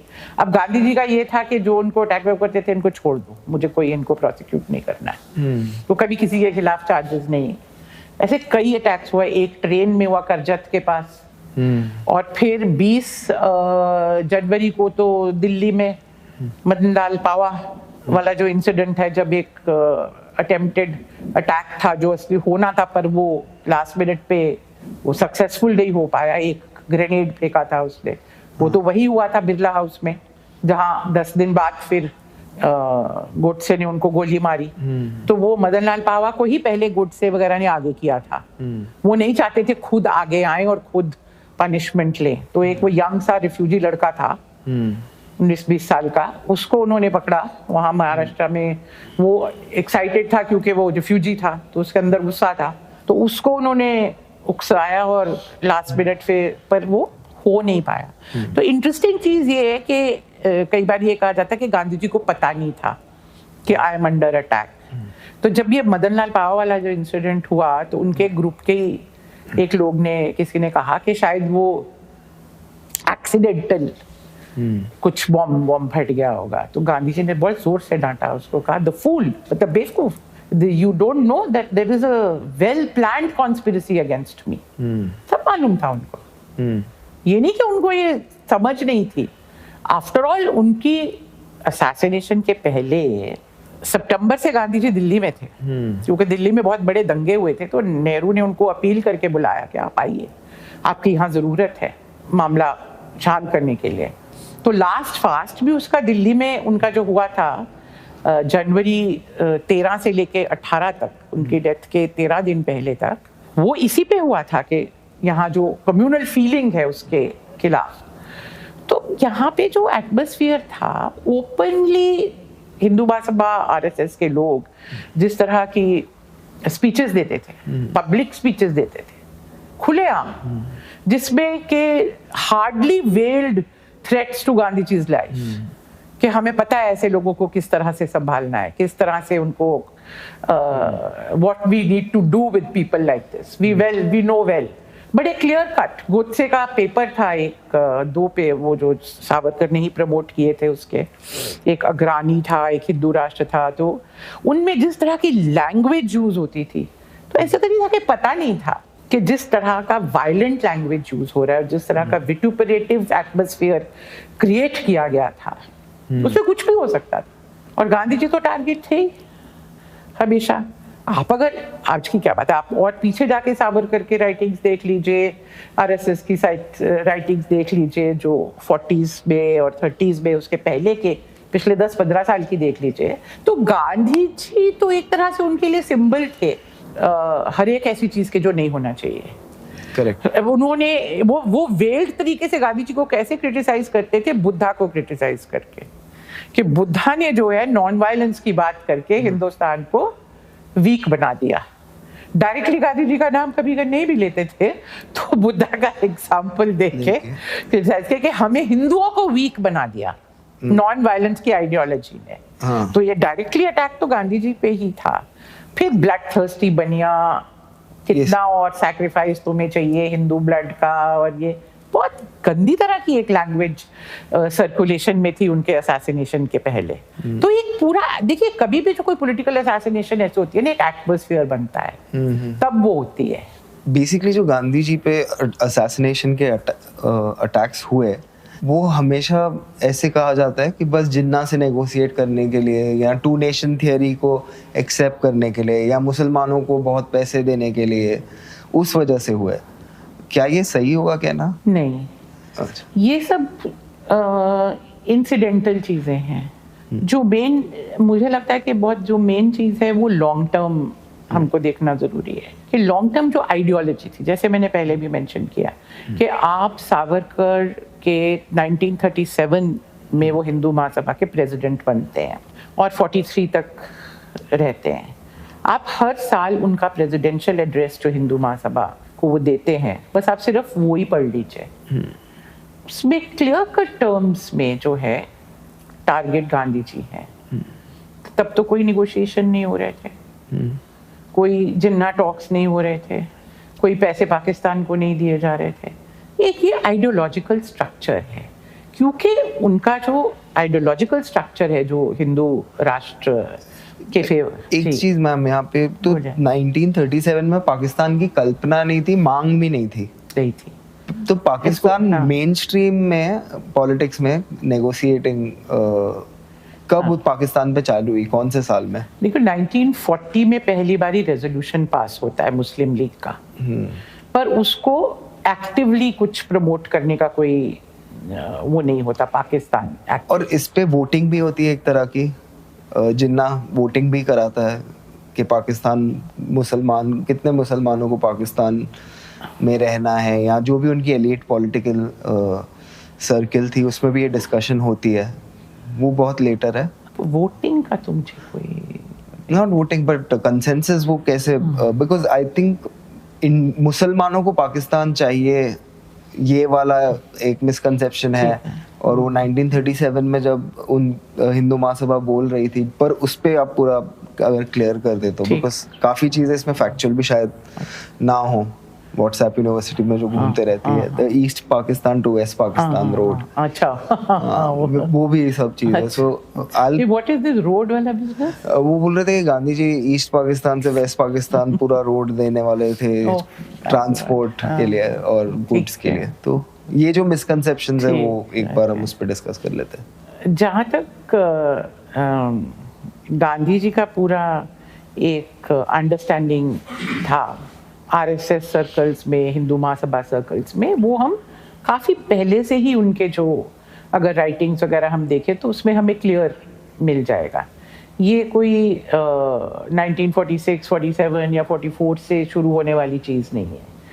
तभी से वो जो एक उनके नॉन वायलेंस के आइडिया के खिलाफ के हिंदुओं को ये कमज़ोर बनाता है, और ये जो है हर चीज़ में ये चाहते हैं कि हिंदू मुसलमान की यूनिटी हो, क्योंकि इनका तो पूरा पॉलिटिक्स ही था consolidation of Hindus, not Hinduism. By the way बड़ा इंटरेस्टिंग है, सावरकर कहता है कि मुझे हिंदुइज्म में कोई इंटरेस्ट नहीं है। उनकी जो 1924-25 की जो किताब है हिंदुत्वा, उसमें कहता है I am not interested in Hinduism, I am interested in Hindus. उनको मैं पॉलिटिकली ऑर्गेनाइज करना चाहता हूँ। पर आपको पता है कि सावरकर कोई रिलीजियस भी नहीं थे, बल्कि वो अपने आप को एथियस्ट भी कहते थे और काफी चीजों में आइकॉनोक्लास्ट भी थे। But he was a communalist. Gandhi ji religious थे पर कम्युनल नहीं थे। ये बड़ी इंटरेस्टिंग चीजें हैं, लोगों कई बार कोलैप्स कर जाते हैं इन चीजों को। कई ऐसे कंफ्यूजन पॉपुलर माइंड में रहता है, जैसे कि पाकिस्तान का आइडिया कहाँ से आया। इनफैक्ट लोगों को हैरानी होगी कि सबसे पहले सावरकर ने टू नेशन थ्योरी की बात करी। उन्होंने 1937 में अपने प्रेसिडेंशियल एड्रेस में कहा कि Hindus and Muslims are two Nations.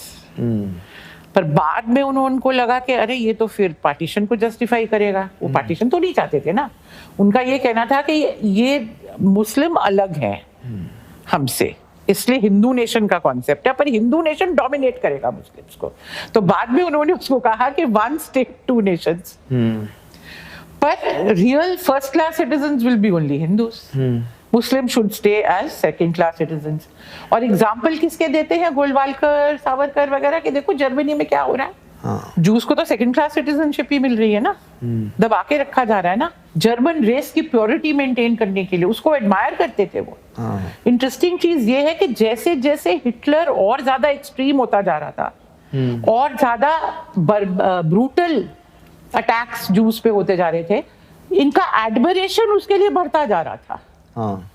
ये बड़ी फैसिनेटिंग चीज है। रिसेंट रिसर्च है एक स्कॉलर की, मरिया कासोलारी, इटालियन स्कॉलर है, उसकी किताब आई है, उसने डिटेल में ये बताया वहां के रिकॉर्ड्स देख के कि कैसे ये बड़ा इंटरेस्टिंग है। मूंजे वहां जाते हैं, मुसोलिनी से मिलते हैं, वहां फासिज्म कैसे ऑर्गेनाइज होता है, फिर वापस आके उनको इम्प्लीमेंट करते हैं इंडिया में। तो ये जो हम फासिस्ट वर्ड कई बार यूज करते हैं to describe communal forces whether Muslim और हिंदू, ये कोई ऐसी मनगढ़ंत बात नहीं है, वो लोग डायरेक्टली उससे इंस्पायर हुए थे। तो उसके बाद ये in fact two nation theory, Muslim League, Jinnah वगैरह कहने शुरू करते हैं, और फिर पाकिस्तान रेजोल्यूशन पास होता है मुस्लिम लीग के। पर एक्टिव लेवल पे ये कोई पाकिस्तान के लिए निगोशिएशंस ऐसे नहीं चलते हैं। 44 में गांधी जी आके जिन्ना से बातचीत करना शुरू करते हैं कि भाई, उस वक्त डिस्कशन ये था कि जो फ्यूचर कॉन्स्टिट्यूशन इंडिया का होगा उसमें किस तरह से सबके इंटरेस्ट अकोमोडेट हों। तो मुस्लिम लीग की क्या डिमांड है, रिजर्वेशन की डिमांड है, प्रोविंशियल ऑटोनॉमी की डिमांड है कि जहां मुस्लिम मेजॉरिटी प्रोविंस है उनकी क्या पोजीशन होनी चाहिए एक फेडरल स्ट्रक्चर में। अभी तक ये बातें जो थी इस लेवल पे चल रही थी। आफ्टर ऑल 1946 में कंस्टिट्यूएंट असेंबली बनी थी जिसमें पहले मुस्लिम लीग भी थी, बाद में वो छोड़ के चले गए बहाना बना के कि नहीं, नेहरू ने ये कह दिया, मैं ये नहीं हो रहा, वो नहीं हो रहा। पर इवन टिल 46 पार्टीशन कोई इनविटेबिलिटी तो नहीं थी कि हाँ जरूर बंटवारा होगा। निगोशिएशन ये हो रहे थे कि फ्यूचर कॉन्स्टिट्यूशन में किसका कितना अकोमोडेट करना है और कैसे करना है। एक फेडरल स्ट्रक्चर में ऑल्सो रिजर्वेशन फॉर माइनॉरिटीज कैसे होगा, क्योंकि पहले से एक सेपरेट इलेक्टेड चलते आ रहे थे तो उन सबको अकोमोडेट करना था। ये 46 असल में इनएविटेबिलिटी कब से आती है, जब जिन्हा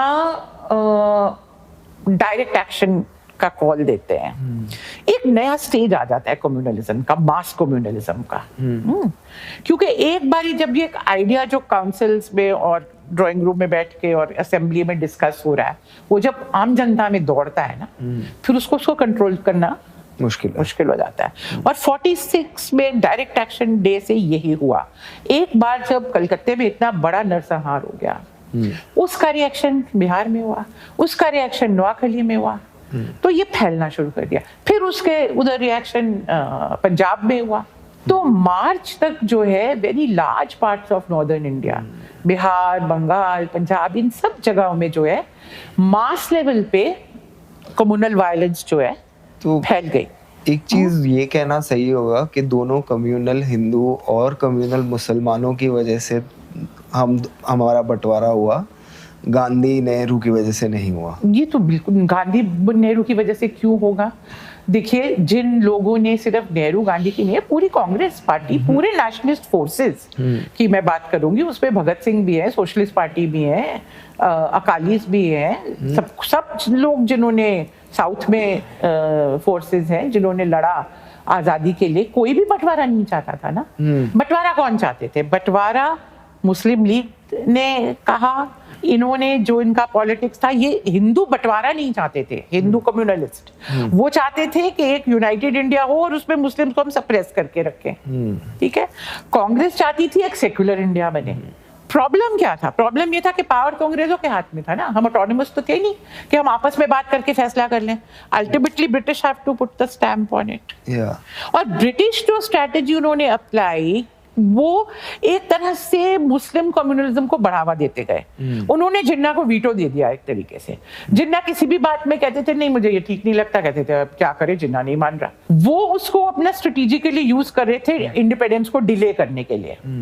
उनका गेम डिले का था कि जितने दिन हमारा पावर चल जाए उतने दिन और एक्सप्लॉइट कर लेंगे इंडिया को। आफ्टर आप ये मत भूलिए कि 45 तक इंडिया जो है सेकेंड वर्ल्ड वॉर का हिस्सा था ना, मिलियंस इन मनी हमने दिए उनको। आजादी के बाद एक फिनोमिनन था, उसको स्टर्लिंग डेट कहते थे। वो क्या था? स्टर्लिंग मतलब पाउंड्स। वो डेट था जो ब्रिटेन इंडिया को ओ करता था, क्योंकि इतने पैसे उन्होंने फोर्स्ड लोन कहते हैं ड्यूरिंग वर्ल्ड वॉर 2, जो फोर्स्ड लोन उन्होंने इंडिया से लिए हमारे रेवेन्यूज से, वो आजादी के कितने साल बाद तक उनको चुकाने पड़े थे और वो देते नहीं थे। उसके लिए लंबे निगोशिएशंस चलते थे, क्योंकि वो हमें फॉरेन एक्सचेंज चाहिए था अपना इंडस्ट्रियलाइजेशन के लिए आफ्टर इंडिपेंडेंस, पर वो देते नहीं थे। बहुत निगोशिएट करके, कंजूस तो थे ही, हर चीज में टसल होती थी। पर मेरा कहने का मतलब है, तो एक्सप्लॉयटेशन तो पूरा चला ना इंडिया का, तो उनका तो क्या था, जितना और खिंच जाए। अच्छी बात है। 47 में अचानक क्यों इंडिपेंडेंस और पार्टीशन हुआ, ये हमें समझने की जरूरत है कि वो हमें 46 अगस्त से समझना पड़ेगा, जो मास वायलेंस शुरू हो गया। क्योंकि एक पॉइंट पे क्या होता है, लीडर्स जो है वो सोचते हैं कि हमारा इतना कंट्रोल है लोगों पे कि हम ऑन ऑफ कर सकते हैं टैप की तरह, मास वायलेंस को यूज करेंगे और जब हमें नहीं चाहिए होगा उसको हम बंद कर देंगे। पर ये नहीं होता, ये एक फ्रैंकेनस्टाइन होता है। जब एक बार जीनी बोतल से निकल जाती है फिर उसका अपनी लाइफ होती है, वो एक बढ़ता जाता है वो फ्रैंकेनस्टाइन, फिर वो आपके कंट्रोल में भी नहीं आता है। आप हो सकता है बाद में चाहे कि इसको वापस डाल दे। अंग्रेजों के साथ भी यही हुआ। वो पाकिस्तान बनाना नहीं चाहते थे, वो कम्युनलिज्म को यूज करना चाहते थे अपने रूल को प्रोलॉन्ग करने के लिए। परंतु अल्टीमेटली जब मास लेवल पे लोगों के आपने माइंड बदल दिए, हॉस्टिलिटी में बदल दिया, उसको फिर कंट्रोल करना तो आसान नहीं रहता है। मुझे लगता है आज के भी कई बारी हम अपने पॉलिटिक्स में जो इतने लोग ये गलती करते हैं, सोचते हैं कि ये और कई बारी प्रमोट भी करते हैं उसको अपने यूज के लिए, पर अल्टीमेटली जब एक लॉ एंड ऑर्डर इशू बन जाता है, जब वो अपना उसका एक अख्तियार, एक अलग रूप अख्तियार लगता है, तो फिर उसको आप वापस नहीं डाल सकते। तो एक तरह से अब जिन्ना जो है आज़ादी के बाद, उनकी बड़ी फेमस स्पीच है 18 अगस्त की। 14 अगस्त को पाकिस्तान आज़ाद हुआ, 18 अगस्त को उन्होंने एक बहुत बड़ी सेकुलर स्पीच दी कि पाकिस्तान तो will be a secular state, Hindu आराम से यहाँ रह सकते हैं, किसी को कोई ट्रांसफर ऑफ पॉपुलेशन का कोई मतलब ही नहीं है। पर ग्राउंड लेवल पे क्या हो रहा था, आपने जिनके अंदर वो हिंसा, वो आइडियोलॉजीज फैलाई थी, वो भड़का दिया था, अब उन्होंने पाकिस्तान हिंदुओं को वहां रखने के लिए तो नहीं बनाया था ना। तो नरसंहार जब वहां हुआ तो लोगों को भागना पड़ा, यहां से भी लोग भागे, वहां से भी लोग भागे, क्योंकि पॉपुलर लेवल पे जो आप वायलेंस थी उसको आप नहीं कंट्रोल कर सकते थे। हिंदुस्तान में तो फिर भी हमने 2-3 महीने में ही यहाँ पे कंट्रोल कर लिया, क्योंकि हमारी सरकार चाहती थी उसको कंट्रोल। वहां तो आहिस्ता आहिस्ता जितने भी लोग रुके थे वो अल्टीमेटली भागना पड़ा उनको। ज्यादा सिंध में लोग 1-1.5-2 साल और रुक गए। वहां जिन्ना ने पर्सनली लोगों को एश्योरेंसेस दिए थे, बड़े बड़े बिजनेसमैन थे, कि तुम यहाँ आराम से रहो, क्या प्रॉब्लम है। पर रहना तो उनको था ना, स्ट्रीट लेवल पे तो उनको रहना था ना। और अंग्रेजों का क्या हुआ कि जब मास वायलेंस फैला, लॉ एंड ऑर्डर उन्होंने देखा कि उनसे कंट्रोल तो हो नहीं रहा है, तो उनका ये था कि अब क्विट एंड रन, ये स्ट्रैटेजी हो गई उनकी, because they didn't want to take the responsibility. असल में रिस्पॉन्सिबिलिटी ब्रिटिश की थी उस वक्त भी। They still had the power, if they use their resources they could have brought the situation under control, let the things come back to normal, you know. पर ना कांग्रेस के हाथ में था और ना मुस्लिम लीग के हाथ में पावर तो नहीं थी ना। वो तो 15 अगस्त के बाद ही कर सकते थे ना। तो ये पूरा जो सिचुएशन था इस तरह से कॉम्प्लिकेट हुआ, क्योंकि आपने वो उसको अपनी जो एक आइडियोलॉजी थी, जो आप सोचते थे कि टेबल पे बैठ के हम निगोशिएट कर लेंगे, पर आपने इस्तेमाल करना शुरू किया लोगों को, नो, और फिर वो भाग गए। मेरा आखिरी क्वेश्चन आपसे आज ये है कि अगर महात्मा गांधी को आपने इतना पढ़ा है, तो आज की पॉलिटिक्स और आज के रेजिस्टेंस मूवमेंट और आज की ऑपोजिशन के लिए क्या कहते हैं वो? सबसे इम्पोर्टेंट चीज़ तो मुझे लगता है गांधी जी के पॉलिटिक्स से जो हमने जो सीखी है कि अगर आप जनता में जाओगे, उनके जो इश्यूज हैं, प्रॉब्लम्स हैं, उनको सुनोगे, उनके साथ आइडेंटिफाई करोगे, तो रास्ते अपने आप निकल आएंगे। सबसे ज़रूरी बात यह है, अगर आप बैठे रहेंगे अपने घरों में या अपने ऑफिसेज में और वहाँ से बैठ के मूवमेंट चलाएंगे तो कुछ नहीं होगा। आप किसान मूवमेंट देख लीजिए, जो हाल ही में कंक्रीट एग्जांपल देख लीजिए, मुझे लगता है सबसे सक्सेसफुल मूवमेंट है पिछले कुछ सालों का। अभी नहीं, जो 20 से कानून उन्होंने वापस लिया। जी हाँ, तो पूरा 1 साल वो जो किसान दिल्ली के बॉर्डर्स पे बैठे रहे, वो क्या था? वो भी नॉन वायलेंट मूवमेंट था। और यूनियंस थे, कई सारे, कितने यूनियन थे, वो इकट्ठे हो गए। जब एक लोगों में एक जज्बा होता है ना, और आप अगर उसको रिकॉग्नाइज करते हैं तो बहुत कुछ हो जाता है। अब देखिए कैसे उस वक्त कहाँ कहाँ से लोग आए, हिंदुस्तान के बाहर से लोग आए उसको हेल्प करने के लिए, गांव से आए, मिडिल क्लास के, मैं जानती हूँ चंडीगढ़ में, दिल्ली में अपनी नौकरियां छोड़ छोड़ के लोग वहां जाके कई महीने बैठे रहे। हमारे जेएनयू के स्टूडेंट्स वहां जाके पेपर निकालते थे, उनका एक ट्रॉली टाइम्स, एक डेली पेपर निकलता था। कौन निकालते थे? स्टूडेंट्स जाके वहां काम करने लग गए, जो किसान भी नहीं थे, कुछ उनका लेना देना नहीं था उस मूवमेंट के साथ, उसने इंस्पायर किया। तो बात तो सीधी सी थी, 2-3 मुद्दे थे, पर मुद्दे ऐसे थे जो लोगों की जिंदगी के साथ जुड़े थे, और इतने इंपॉर्टेंट मुद्दे थे कि किसानों को ये लगता था कि अगर हम ये नहीं लड़े तो सिर्फ ये एक पैसे की बात नहीं है कि हमारा इनकम घट हो रहा है, ये हमारा एक पूरा वे ऑफ लाइफ डिस्ट्रॉय हो जाएगा। किसानी रहेगी ही नहीं। ये कैपिटलिस्ट के हाथ में, सरमाएदारों के हाथ में, ये पूरा एक जिंदगी जो तरीका है जीने का किसान का, ये पूरा उस पे अटैक है। तो जब आप ऐसे एक एलिमेंटल उसके साथ जुड़ जाते हैं, जो लोगों के जिंदगी के साथ, उनके सेंटिमेंट्स, उनके पूरे समझ के साथ चीज जुड़ी होती है, तो मूवमेंट अपने आप फिर आपको समझ आ जाएगी कि कैसे मूवमेंट बनाना है, क्या मुद्दे लेने हैं। तो सुनना बहुत जरूरी है, और सुनने का मतलब सिर्फ ये नहीं, वहाँ रिसर्च करना। उनके गांधी जी ने, मैं तो कई एग्जाम्पल दे सकती थी कि चंपारण में सबसे पहले उन्होंने क्या किया, स्टूडेंट्स को ले गए साथ में, कुछ आश्रम के लोग थे और बिहार के स्टूडेंट्स को पकड़ लिया उन्होंने, 8-10, 5-6 वहाँ जाके उन्होंने कहा कि अब किसानों के घरों में जाके रिकॉर्ड करो कि इनके क्या प्रॉब्लम्स हैं। कई हजार ऐसे एविडेंस उन्होंने इकट्ठे किए, उसको एक्शन रिसर्च कहते हैं एनजीओ लोग आजकल। उसके बेसिस पे उन्होंने आर्गुमेंट अपना शुरू किया कि देखिए ये असली हालत है यहाँ के लोगों की। इनफैक्ट वहाँ पे कोई धरने नहीं हुए, कोई हड़तालें नहीं हुई, कुछ नहीं हुआ। उनका मूवमेंट ये था कि एविडेंस इतना सॉलिड हो कि दूसरी साइड जो है उसके पास कोई आर्गुमेंट ही ना हो, और अंग्रेजों के पीछे हटना पड़ा जो एडमिनिस्ट्रेशन थी, क्योंकि उसका जवाब नहीं था उनके पास कि ये सारे ऑपरेशन हो रहे, मैं डॉक्यूमेंट करके आपको बता रहे हैं। इतने हजार किसान के डॉक्यूमेंटेशन है कि ये ज्यादतियां उनके साथ अंग्रेजी प्लांटर कर रहे हैं ना। तो ये जो चीज है ना समझने वाली, लोगों की असली जो जिंदगी है, उनकी जो तकलीफें हैं, उसको समझना, जब तक पॉलिटिक्स उसके साथ नहीं जुड़ता है आप कहीं के नहीं रहेंगे।